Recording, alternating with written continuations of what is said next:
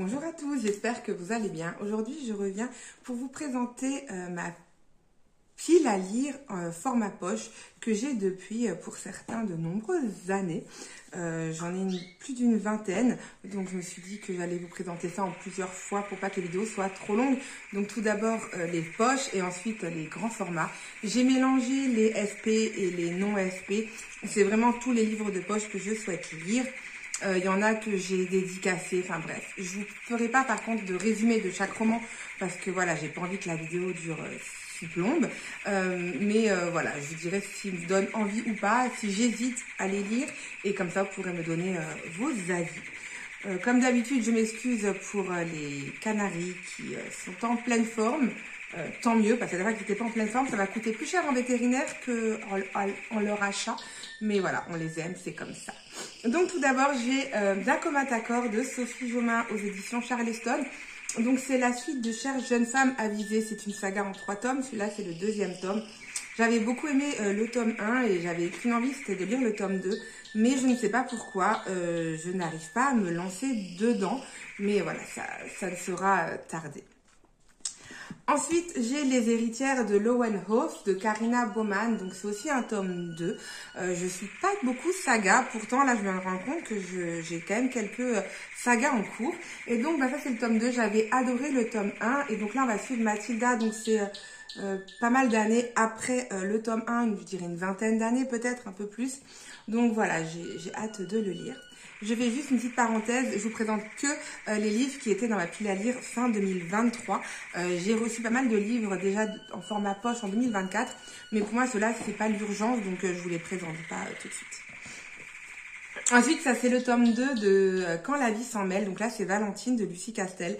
Pareil, j'avais adoré le tome 1 et donc j'avais vraiment envie de lire le tome 2. Il est dans ma pile à lire de l'hiver, donc clairement, je peux encore le lire et je pense qu'il fera partie de mes prochaines lectures. Il fait un peu moins de 320 pages. Donc voilà, je pense que celui-là fera partie de ma prochaine lecture. Ensuite, j'ai Le Prince de Bombay de Sujata Masai. Donc là, en fait, je l'avais reçu, alors je ne l'avais pas demandé. Il me tente beaucoup, mais c'est vrai que c'est un tome, je ne sais plus combien. Et je crois que c'est le tome 2. Et donc, je me dis que si j'ai pas lu le tome 1, ça peut être compliqué. Et effectivement, dans les commentaires, on m'avait dit que c'était quand même mieux de lire le tome 1 avant, d'où le fait que je l'ai pas encore lu. Donc celui-là, clairement, j'hésite à le lire. Ou alors peut-être me trouver le tome 1. Voilà, pour celui-ci, je suis en pleine réflexion.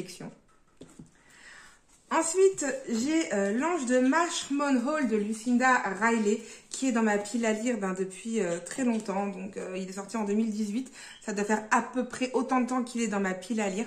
Voilà, j'adore Lucinda Riley. Je voulais tous les romans de Lucinda Riley, dont celui-ci. Et je l'ai pas lu. Je crois que j'en ai 5 dans ma pile à lire de cette autrice. Faudrait peut-être que je pense à les lire. Mais c'est vrai que le côté pavasse me fait à chaque fois peur. Et les avis sont... soit t'aimes pas. Et donc, voilà, c'est pour ça que je ne l'ai pas encore lu pour ma part. Ensuite, toujours un Lucinda Riley qui est toujours aussi épais, qui est sorti que l'année dernière en mai. C'est La Belle Italienne en version collector. Il est magnifique, j'adore. C'était l'un des rares romans que j'avais pas de cette autrice. Donc, voilà, j'étais trop contente de pouvoir le recevoir. Et je ne l'ai pas encore lu. Et voilà, je ne sais pas en fait ce qui me retient. Et pour terminer, encore un autre, c'est La jeune fille sur la falaise de Lucinda Riley également. Celui-là, en fait, je ne l'ai pas lu non plus, pour les mêmes raisons. C'est un pavé et ça fait 5 ans qu'il est dans la pile à lire. Et les avis sont assez mitigés pour ce roman. Donc, c'est pour ça que je ne l'ai pas lu. Je crois qu'il était sorti aussi en version collector, mais clairement, si j'en ai un, ça sert à rien d'en avoir 52. Hein.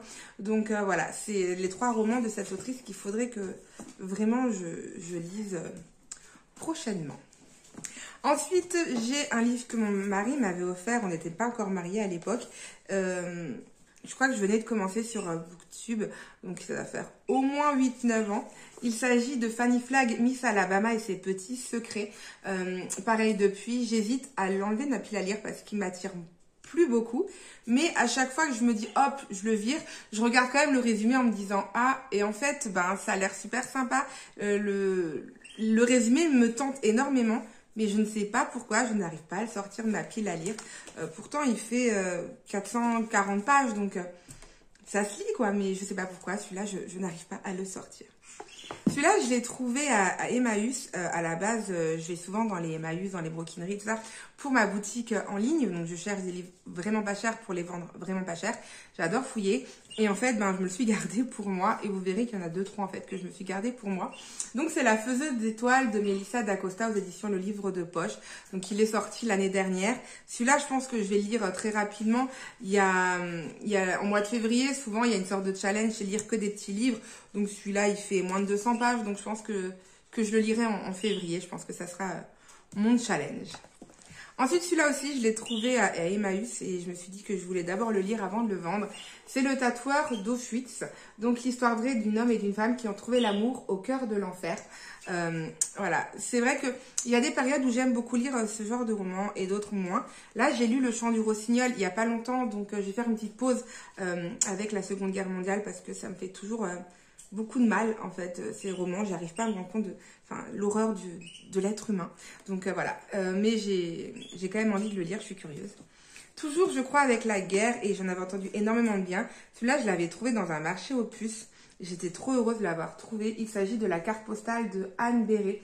Tout le monde en a parlé que en bien, mais vraiment, j'ai entendu que du bien sur ce roman. Et donc, ben, je me suis dit que moi aussi, je voulais en entendre parler. Donc, ils disent que c'est un livre d'histoire riche en questionnement qui se lit comme un grand roman.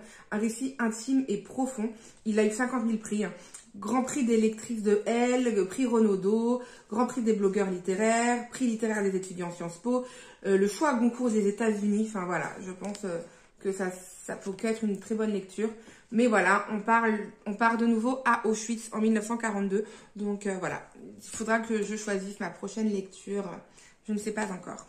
Ensuite, dans le truc beaucoup plus léger, il y a Plus on est de fous de Zoé Brisby. Donc ça, c'est une autrice que j'avais déjà lue une fois et que j'avais beaucoup aimée. Et puis, je l'ai rencontrée au Salon du Livre de Colmar en 2022. Elle m'avait dédicacé ce roman, elle était enceinte à cette époque. Et donc, je lui avais demandé quel est le livre qu'elle me proposait. Et elle m'a dit c'est peut-être celui-là qui pourrait me plaire. Donc, je me suis dit, pourquoi pas. Là, on part dans une clinique psychiatrique. Voilà, je ne sais pas du tout de quoi ça parle, mais voilà, ça c'est plus un livre, je pense que je lirai au printemps, je sais pas. En fait, j'ai tellement envie de les lire, tous ces romans, mais celui-là, j'ai un doute maintenant, parce que je sais que j'en ai un de l'auteur et un que j'avais trouvé pareil. Non, il a un prix celui-là. Donc celui-là, pareil, je l'avais trouvé dans un Emmaüs et je m'étais dit pourquoi pas. Parce que j'en avais trouvé un de l'auteur, attendez que je cherche dans ma pile à lire, qui était celui-là également. C'est Les Sales Gosses. Donc je n'ai jamais lu cette autrice, mais j'en ai entendu beaucoup de bien. Donc c'est Charlie Ménétrier-McGrath. Et donc en fait celui-ci, je l'avais acheté au Salon du Livre de Colmar également. Il m'est dédicacé et voilà, j'avais trop envie de le lire et c'était il y a 2 ans, bravo Cindy. Donc il fait 300 pages et quand j'ai trouvé celui-là, je me suis dit, si j'aime celui-là, ça serait bête de mettre celui-là en ligne dans ma boutique. Donc autant le garder. Et voilà, en fait, avoir une boutique de livres d'occasion, c'est sympa, mais ma pile à lire, elle grandit. Et encore, je vous dis pas le nombre de livres des fois que j'ai pas envie de vendre, parce qu'ils me font envie, mais j'apprends à être raisonnable. Donc voilà.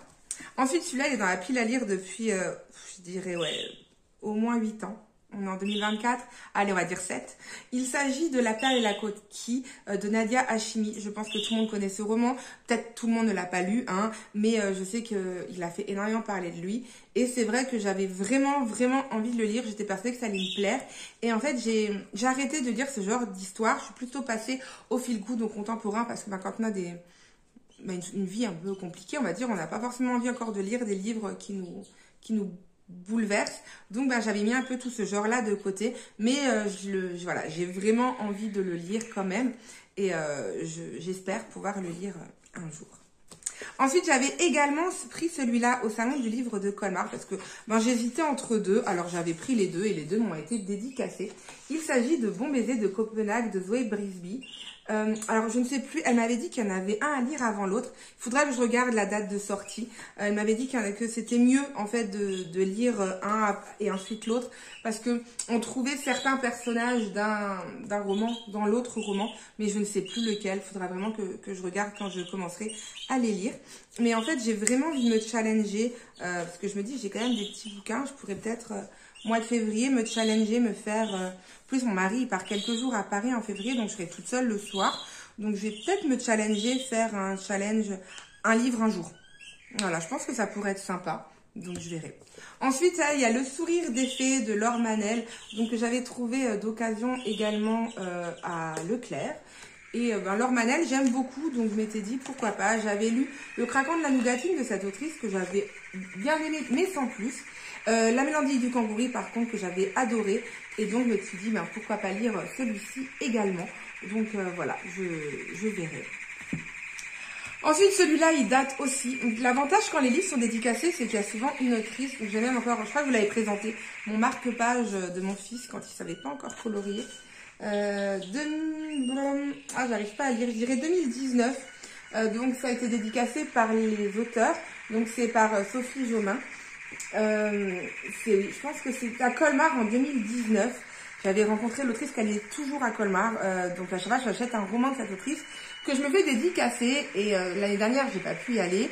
Mais voilà, donc celui-là, ça va faire 4 ans parce que voilà, on est plus en 2024, mais c'est en novembre 2024, si je l'ai pas lu, ça fera 5 ans, qui est dans la pile à lire. C'est pareil, j'avais vraiment envie de le lire parce que j'étais à fond à l'époque dans Twilight et tout ça. Et puis clairement, ça m'est passé de côté tous ces vampires, on va dire. Et donc, celui-ci aussi. Je vous avoue que ça serait pas Sophie Jomain et il serait pas dédicacé. Je l'aurais déjà enlevé de ma pile à lire parce qu'il m'attire plus. Mais voilà, quand c'est un livre dédicacé d'une autrice que j'adore, je n'ose pas, en fait, les enlever. Quand ils sont dédicacés et que le livre n'a pas forcément été un coup de cœur, ça me dérange pas de le remettre dans le circuit, de le vendre, de l'offrir, de le prêter, de machin. Mais quand c'est une autrice que j'aime, même si le livre m'intéresse moins, je le garde. C'est mon côté affectif. Ensuite, celui-là, mon mari me l'avait offert en même temps que le tout premier roman que je vous présentais dans le livre, qui était Miss Alabama et ses petits secrets. Bon, celui-là, il était revenu, comme si c'était hier. On habitait encore à Nice et il était revenu et il m'avait ramené 3 ou 4 livres emballés. Il est allé les acheter à la Fnac.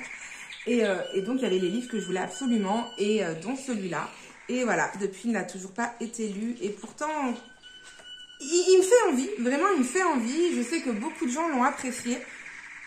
Mais en fait, dites-moi en commentaire, vous, si vous êtes comme moi, si vous avez envie de lire ces livres, mais que vous n'arrivez quand même pas à les sortir de votre pile à lire, vous savez pas la raison, mais voilà, pour que je me sente moins seule, vraiment, parce que, voilà, j'ai pas de raison, j'ai envie de le lire, mais j'ai pas de raison pourquoi je l'ai pas lu. Je suis en train de regarder où est-ce que j'en suis, ceux-là, je les ai déjà présentés. Ah ça va, il m'en reste plus que 5 à vous présenter, donc... On va éviter de tout casser, hein, c'est toujours mieux d'éviter de tout casser. Mon mari me l'avait aussi offert, s'il écouterait ma vidéo, je pense qu'il pèterait un pot. C'est L'amour est une question de malchance de Alix Marin qui m'a offert à Noël, maintenant il y a 3-4 ans. Et que chaque année je mets dans la pile à lire de Noël et que je ne lis pas. Donc là, il faut vraiment que je mette à lire. Mais là, le problème, c'est que mon côté psychorigide fait que je ne peux plus lire de romans de Noël. Vraiment, je peux plus. Après, si...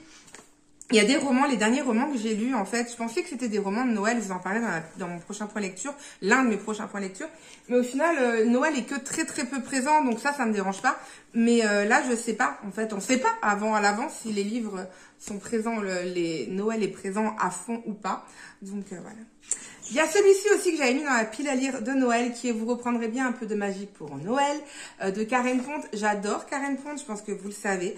Ce roman m'avait été dédicacé en 2022 par l'autrice, pareil, au Salon du Livre de Colmar. Je fais pas beaucoup de salons littéraires, mais Colmar, j'évite de le rater. L'année dernière, malheureusement, je l'avais raté. Mais voilà, parce que j'adore y aller. Il n'y a pas grand monde. On a vraiment le temps de discuter avec les auteurs et les autrices, et c'est vraiment agréable. Voilà, moi, je passais toujours un excellent moment à ce moment-là, et donc voilà. Donc celui-là, ça sera pour l'année prochaine. Ouais. Ensuite, celui-ci, je l'avais eu parce qu'à l'époque, il y avait, je ne sais plus comment elle s'appelle, qui avait fait une chronique sur une chaîne YouTube. C'était il y a au moins 7-8 ans aussi. Et j'avais craqué. C'était à l'époque où, en fait, je regardais beaucoup de vidéos YouTube et je craquais sur tout ce qu'on disait. Entre-temps, j'ai appris à me raisonner. Mais à l'époque, je me raisonnais pas. Et celui-là, en fait, à chaque fois, je me dis, je vais pas le lire. Je lis comme l'autre, en fait. Je lis la quatrième de couverture. Je me dis, ah, si ça pourrait me plaire. Et donc, je le garde, mais je le lis pas quand même. Là, là, là, là. Donc il s'agit de d'Itolu que je suis chez moi de Carol Rivka Brunt.